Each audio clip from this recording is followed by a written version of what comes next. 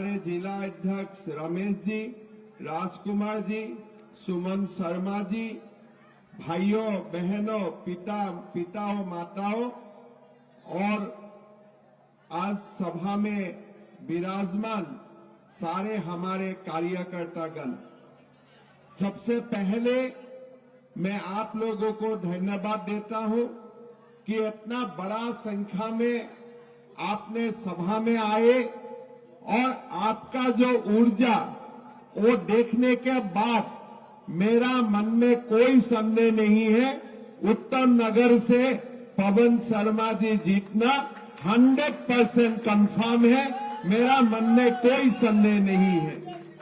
भाइयों और बहनों, हमारे चुनाव है, दिल्ली में बीजेपी का सरकार बनेगा, उसमें मेरा कोई संदेह नहीं है। पवन शर्मा जी हमारे उत्तम नगर से उम्मीदवार हैं। पवन शर्मा जी से आप लोगों का तो संबंध बहुत बढ़िया है ही, लेकिन असम में भी, असम का लोगों से भी पवन शर्मा जी का बहुत अच्छा संबंध है।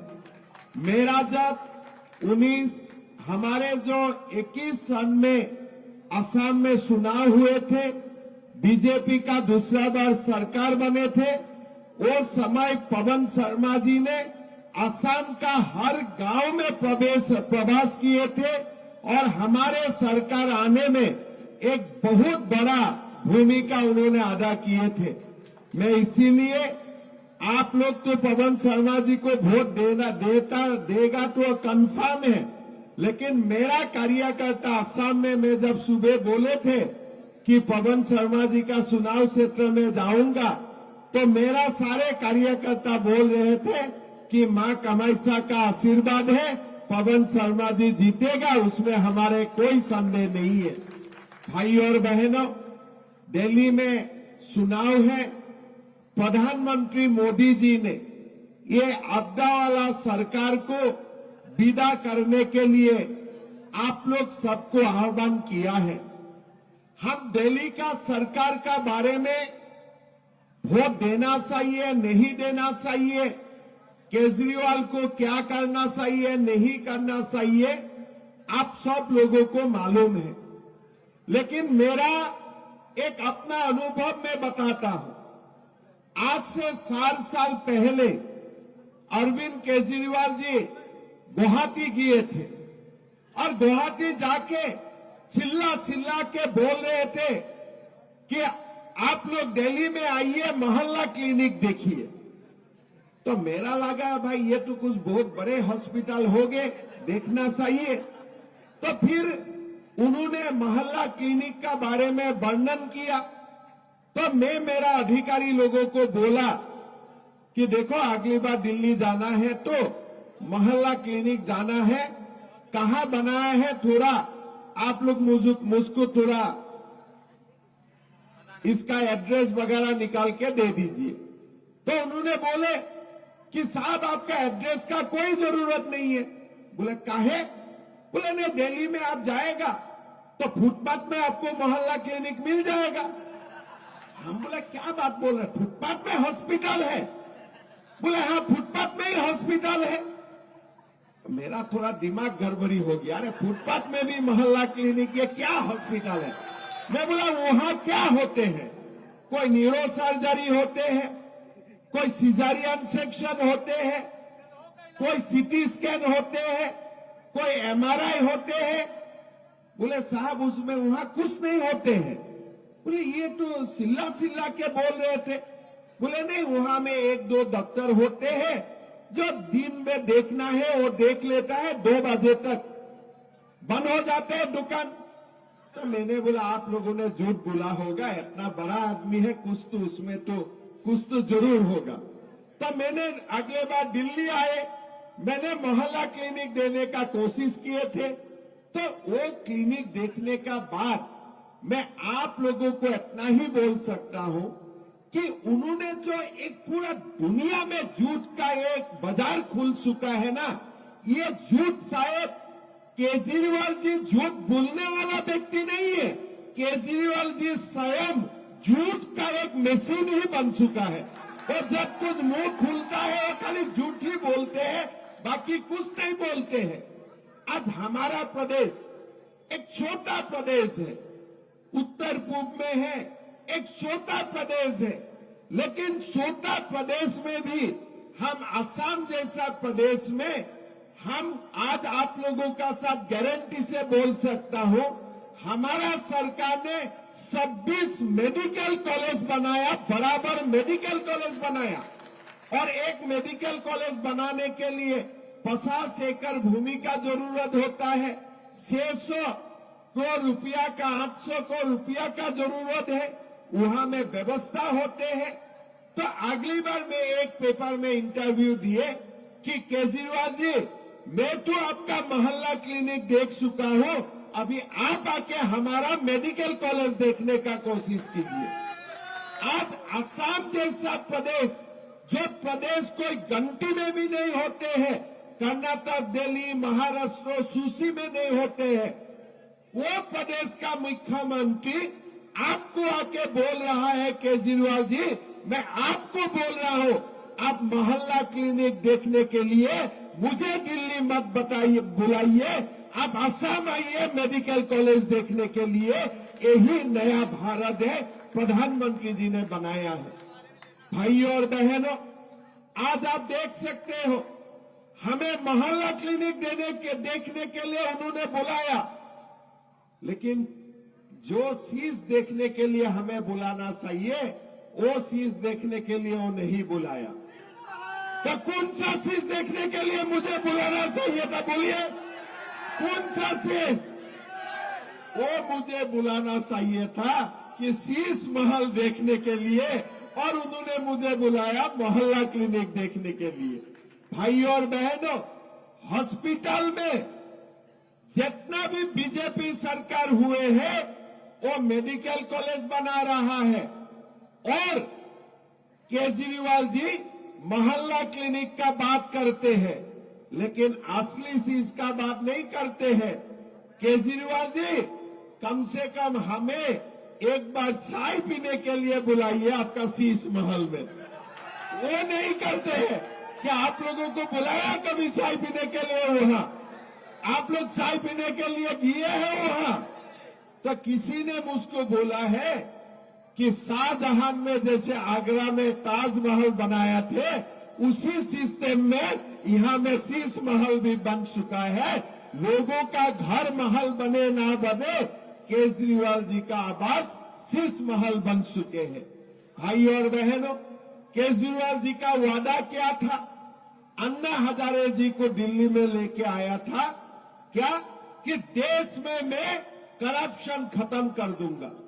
अन्ना जी ने यहां आमरण अनशन किया। हमारे सबका मन में एक सपना आए कि सचमुच इस बार देश से करप्शन बंद हो जाएगा। लेकिन जो व्यक्ति करप्शन बंद करने का नाम लिए, अगर वही व्यक्ति शराब घोटाला में जेल चला जाते हैं, उससे दुख का बात हमारे देश के लिए कुछ भी नहीं हो सकता है। मैं कौन दोषी है, दोषी नहीं है, इतना मैं डिबेट में नहीं जाता हूं। लेकिन केजरीवाल जी, आपको सुप्रीम कोर्ट ने क्या बताया? आपको जो बेल दिया, वो समय सुप्रीम कोर्ट ने क्या बताया कि मैं आपको तो बेल तो दिया हूं, लेकिन आप सरकारी दफ्तर नहीं जा सकते। उससे बड़ा अपमान का बात क्या हो सकता है? आप अगर कोई कोर्ट आपको बेल देते हैं और बेल देने का बाद बोलते हैं कि आपको तो मैं जमानत दे दिया हूं, लेकिन आप अपना घर नहीं जा सकते। मतलब क्या है? मतलब सुप्रीम कोर्ट का भी मालूम थे कि अगर ये व्यक्ति जमानत मिलने का बाद अपना दफ्तर जाएगा, वो दफ्तर में बैठ के और दूसरा सड़क घोटाला करेगा, एक काफी नहीं है, और 2-3 सड़क घोटाला कर देंगे। इसीलिए भारत का इतिहास में पहला बार हमारा देश में ऐसा बेल का ऑर्डर हुआ, ऐसे जमानत का ऑर्डर हुए कि आपको तो मैं जमानत दे दिया हूं, लेकिन आप अपना दफ्तर में भी नहीं जा सकते। भाई साहब, आप लोग खुद सोचिए, क्या केजरीवाल थे, उनका घर में महिला संसद को पीटा जाते हैं, उनका घर में महिला संसद को पीटा जाते हैं, और कौन सा घोटाला में आप अरेस्ट होते हैं? शराब घोटाला में आप अरेस्ट होते हैं। और दिल्ली में आप आके बोलते हैं कि मैं शिक्षा के लिए काम करता हूं, मैं स्वास्थ्य के लिए काम करता हूं। अरे हॉस्पिटल में दवाई चाहिए, हॉस्पिटल में शराब का जरूरत नहीं होते हैं। आपको अगर करना ही था कुछ दवाई का काम करो, लेकिन आपने क्या किया? वो वाला दवाई का तो काम नहीं किया, आपने दारू का काम करके बैठ दिया, जो असली वाला दारू का काम करके बैठ दिया। भाई और बहनों, इस व्यक्ति का मानसिक संतुलन का बारे में भी कभी कभी मन में प्रश्न आते हैं। मानसिक संतुलन क्या है? पहले तो बोले मैं सिक्योरिटी नहीं लूंगा, आपने सिक्योरिटी लिए। बोले मैं सीएम आवास में नहीं रहूंगा, आपने शीश महल बना दिया। जब तक जमुना साफ नहीं होगा मैं चुनाव भी नहीं लड़ूंगा। केजरीवाल जी, चलिए कल सुबह दोनों मिलकर जमुना में डुबकी लगा देता हूं। क्या लगा पाएगा जमुना में डुबकी? आज वो क्या बोले थे कि जब तक जमुना साफ नहीं होगा तब तक मैं चुनाव नहीं लड़ूंगा। लेकिन क्या आज जमुना में डुबकी लगाने का स्थिति है? क्या जमुना का पानी पीने का स्थिति में है? आप वो जमुना का नाम नहीं लेते हैं। उनको मालूम है, लोग पूछेगा कि आप तो बोले थे कि जमुना का जब तक पानी साफ नहीं होगे तब तक मैं चुनाव नहीं लड़ूंगा। इसीलिए उन्होंने नया स्टोरी क्या स्टार्ट कर दिया कि हरियाणा सरकार, हरियाणा का लोगों ने दिल्ली का पानी को पॉइजन करने का काम किया है। अरे पागल होगा, पागल होगा। एक हरियाणा में अगर बड़ा भाई है, वही परिवार का छोटा भाई दिल्ली में है कि नहीं? आप लोग बोलिए, है कि नहीं? आप लोग बोलिए। अगर हरियाणा में पिता है, दिल्ली में बेटा नौकरी कर रहा है कि नहीं रहा है? बोलो। केजरीवाल जी का जन्म कहां हुए थे? जो अपना जन्मभूमि का बारे में इतना खराब बोल सकते हैं, उसके लिए आप और मेरा क्या वैल्यू है? आप खुद सोचिए। आज हम मर जाएगा, आज हम मर जाएगा। आप बोलिए कि हमें देश का सबसे ज्यादा पद आपको मिलेगा, आप असम का बारे में खराब सब बोलिए। मैं क्या बोलूंगा? भाई मैं छोटे व्यक्ति हूं, मैं मर जाना पसंद करूंगा, लेकिन असम का बारे में मेरा खराब बात मैं बोल नहीं सकूंगा। इतना तो हर लोगों का आत्मा में इतना तो स्वाभिमान होते हैं। क्या आप सपना में भी कभी अपना गांव का बारे में खराब बोल सकते हो? कोई सपना में भी अपना गांव का बारे में खराब बोल सकते हो? आज आप लोग दिल्ली में है, लेकिन अपना कोई ना कोई तो गांव से ही तो हम लोग यहां आए थे ना। क्या हम लोग अपना गांव का बारे में इतना खराब बोल सकते हो? आज आप क्या बोल रहे हैं कि हरियाणा लोगों ने दिल्ली का पानी में जहर मिला दिया। तो उससे खराब मानसिकता और क्या हो सकता है? आप खुद बोलिए। मानसिकता को देखिए। मैंने जिंदगी में बहुत पॉलिटिशियन मैंने देखा, लेकिन अपना जन्मभूमि का बारे में इतना गंदा बोलने वाला पॉलिटिशियन मैंने जिंदगी में मैंने नहीं देखा। उन्होंने क्या बोला कि कांग्रेस से संबंध करने से अच्छा है मैं मेरा पार्टी को ही बंद कर दूंगा। लेकिन क्या किए? लोकसभा में और कांग्रेस का साथ समझौता किए थे कि नहीं किए थे? कांग्रेस का साथ वो मिल के चुनाव में वोट मांगे थे कि नहीं मांगे थे? और कांग्रेस से उन्होंने क्या क्या नहीं सीखा?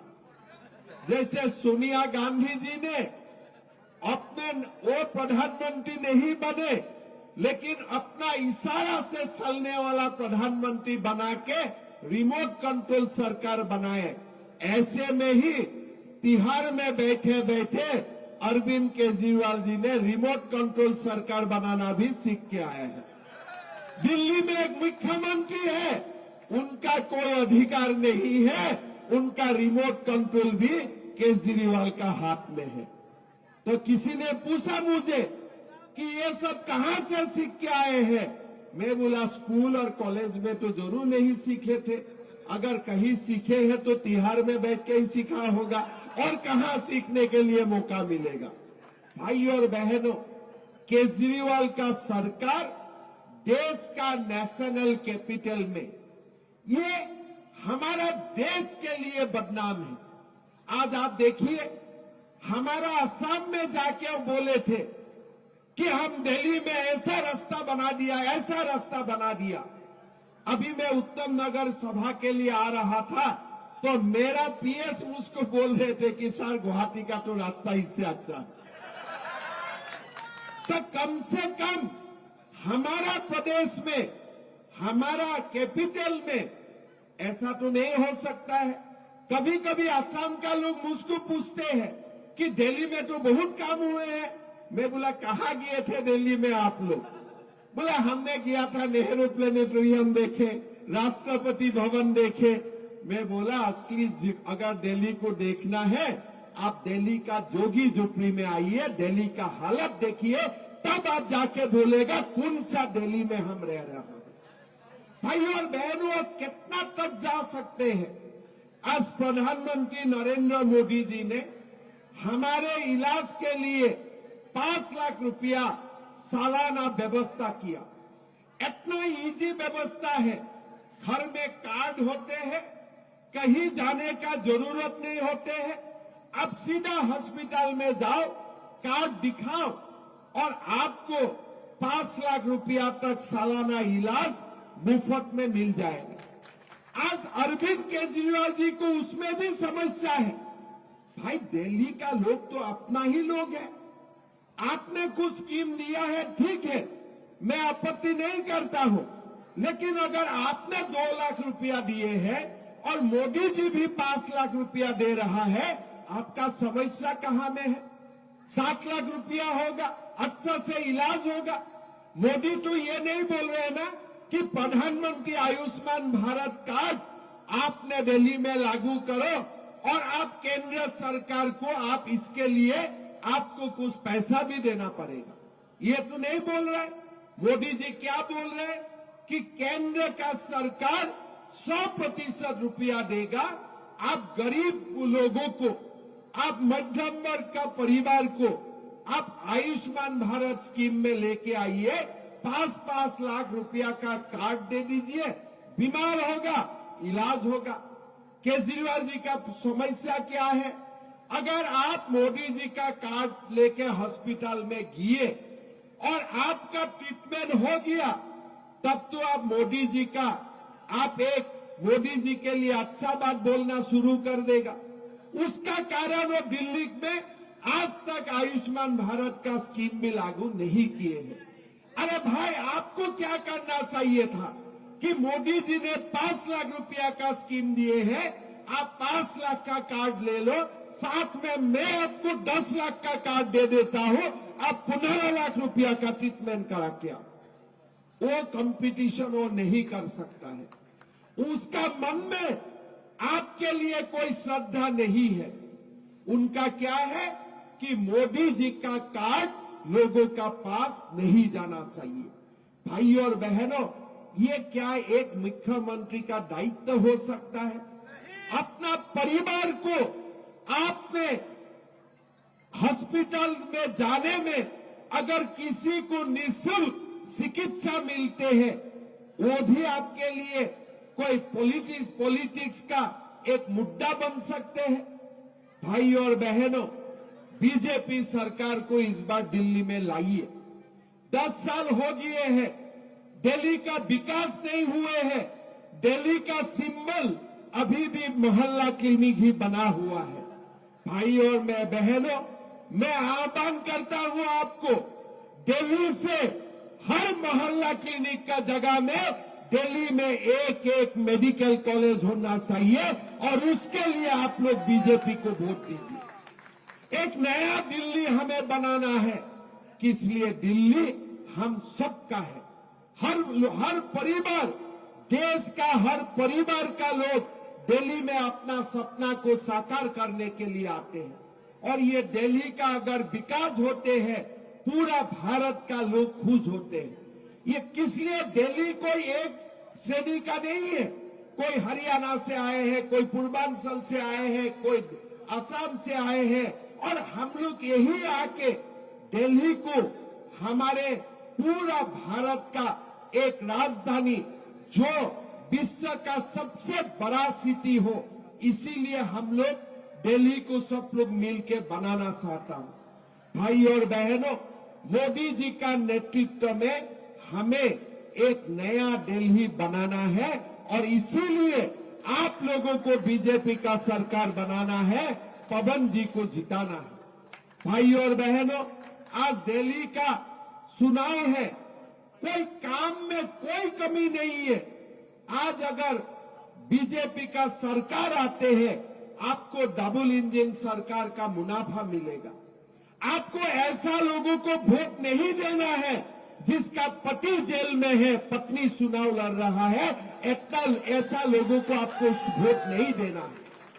भाई और बहनों, केजरीवाल जी शराब का घोटाला करते हैं और आपका विधायक गरीब लोगों से पैसा उठा के अपना दलाली करते हुए, क्रिमिनल काम करते हुए जेल में बंद होते हैं।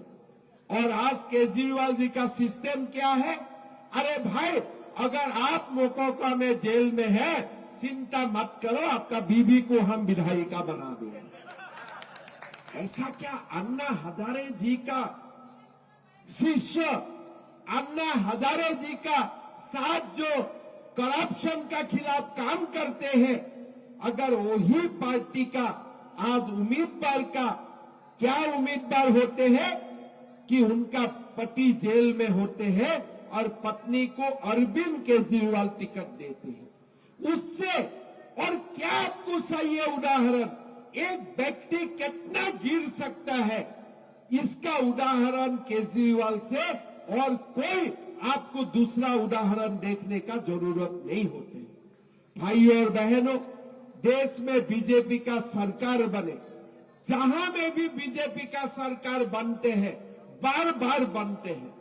आप लोग एक बार सोच के देखिए, हमारा असम में 2016 में बीजेपी का सरकार बने, फिर जाके 2 बार और बने, गुजरात में 5 बार 6 बार सरकार बने, महाराष्ट्र में दूसरा तीसरा बार सरकार बने, हरियाणा में तीसरा बार सरकार बने। क्यों बनते हैं? बीजेपी का सरकार दोबारा क्यों बनते हैं? तीसरा बार क्यों बनते हैं?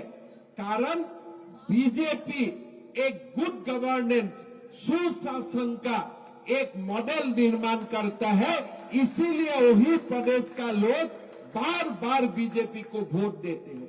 बीजेपी का हिस्ट्री क्या है? अगर कहीं एक बार बीजेपी का सरकार होते हैं, दूसरा बार, तीसरा बार, चौथा बार भी बीजेपी का ही सरकार होते हैं। क्यों होते हैं? इसलिए चुनाव का समय हम जो भी बोलते हैं, हम करके दिखाता हूं। हमारा असम में पहला बार सरकार आए, छोटे प्रदेश है, हमने वादा किया था कि हर माताओं का बैंक अकाउंट में हम 1250 रुपया हर महीना देने का काम करूंगा। ये वादा मैंने कब किया था? 2019 सन में। तब लोगों ने पूछा थे, भाई ये कैसे हो सकता है? हमने करके दिखाया। पवन जी जाके खुद देख के आए, असम का 40 लाख माताओं का बैंक अकाउंट में हर महीना 1250 रुपया जाते हैं। केजरीवाल जी क्या बोले थे कि हम माताओं का बैंक अकाउंट में 1000 रुपया डालने का काम करेगा। किसी को मिला है 1000 रुपया? किसी को मिले हैं? आज मोदी जी ने अपना दिल बड़ा करके बोले हैं कि अगर बीजेपी का सरकार बनेगा हर माताओं का खाता में 2,500 रुपया प्रति महीना आना शुरू हो जाए। जब मोदी गारंटी देते हैं वो गारंटी पूरी होने का भी गारंटी होते हैं। ये मोदी जी का गारंटी है। और मोदी जी जब बोलते हैं कि हम हर कॉलोनी को रेगुलराइज करेगा, मतलब मान के लीजिए, मतलब रेगुलराइज हो चुका है, खाता में पैसा आ चुका है। भाइयों और बहनों, आज दिल्ली का चुनाव में बीजेपी सरकार ने बोला है, बीजेपी ने बोले हैं कि हम 500 रुपया में गैस का सिलेंडर देने का काम करूंगा। हमारा सरकार आएगा तो हम आयुष्मान भारत योजना दिल्ली में शुरू करूंगा और बुजुर्ग के लिए 5 लाख नहीं 10 लाख रुपया का हर साल हम बीमा का व्यवस्था करूंगा। आज जब मोदी जी ये बात बोलते हैं तब आप एक बात निश्चित हो जाइए कि ये काम मोदी जी ने कहीं करके भी दिखाया है। आज हमारा असम में 60 लाख फैमिली को हर साल 5 लाख रुपया का आयुष्मान भारत का कवच मिला हुआ है। और मैं विश्वास करता हूं, जब दिल्ली में ये बोला गया है कि 7 साल का ऊपर का हमारे जो सीनियर सिटीजन होगा उनको 5 लाख नहीं, वो सारे हमारा जो पिता है, हमारा जो सीनियर सिटीजन है, सब लोगों को हम 10 लाख रुपया का सालाना मेडिकल इंश्योरेंस देने का काम करूंगा। जब मोदी जी बोलते हैं उसमें कोई संदेह करने का कुछ नहीं रहता है। जब मोदी जी बोलते हैं मतलब वो 100% होने का भी गारंटी साथ में ही होते हैं। आज 10 लाख रुपया का मेडिकल कवरेज देने का साथ साथ मोदी जी ने क्या बोले हैं कि हम वृद्धावस्था का जो पेंशन है इसको भी 2000 से 2500 करूंगा और जो 2500 है वो 2500 को भी 70 साल से ऊपर वरिष्ठ नागरिकों के लिए हम 3000 रुपया करने का हम काम करेगा। जब मोदी जी ने ये बोल दिया है मतलब सरकार उधर शपथ लेगा और इधर हमारा काम भी शुरू हो जाएगा, उसमें कोई देर नहीं होते। भाई और बहनों, आज हमारा दिल्ली का युवाओं के लिए नौकरी का व्यवस्था नहीं है। आज हमारे छोटे छोटे प्रदेश में बीजेपी सरकार आने का बाद लोगों को नौकरी मिल रहा है, बिना रिश्वत आज लोगों को नौकरी मिल रहा है। लेकिन हमारा दिल्ली में ऐसा कुछ नहीं हो रहा है। आज दिल्ली में ना नया उद्योग आ रहा है, ना हमारा यहाँ में कोई सरकारी नौकरी भी है, कुछ नहीं है। अब ये सरकार का लोग जो है एक दिन बाहर रहता है, दूसरा दिन जेल रहता है। तो आप कैसे वो सरकार चलेगा? किस लिए? उनका आदत ही ऐसा है। आप देखिए उनका सरकार कैसा है, विधायक भी रंगदारी करने में उतर पड़ता है। तो ये कोई सरकार, ये जो कंप्लेन हमने नहीं लगाया है, ये जो कंप्लेन है, ये जो काम है 2016 साल में भी आपका लोगों ने ही इसका ऊपर कंप्लेन दिए थे और उनका कारण वो जेल गए थे। ऐसा नहीं है कि इसका ऊपर हमने कोई कंप्लेन किया हो, अपना पार्टी का लोग ही कंप्लेन देते हैं कि भाई ये ठीक व्यक्ति नहीं है, इसको बाहर नहीं रहना चाहिए, इसको परमानेंटली अंदर ही रहना चाहिए, इसको परमानेंटली अंदर ही रख देना चाहिए। मैं तो विश्वास करता हूं, आज तो पति जेल का अंदर है और 2 तीसरा चौथा दिन का बाद आप देखिए उनका इशारा में काम करने का कारण पूरा परिवार ही जेल का अंदर ही अपना ठिकाना बना लेगा।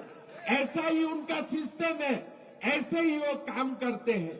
इसीलिए भाइयों और बहनों, हमें सब मिलके इस बार हमारा सरकार बीजेपी का सरकार बनाना चाहिए। हमें नरेंद्र मोदी जी को एक मौका देना चाहिए और नरेंद्र मोदी जी का नेतृत्व में हमें दिल्ली में बीजेपी का सरकार बनाना चाहिए। भाई और बहनों, आप सबको मालूम है मोदी जी ने लोकसभा चुनाव का समय में जो भी वादा किया था, पूरा वादा उन्होंने निभाने का काम किया है।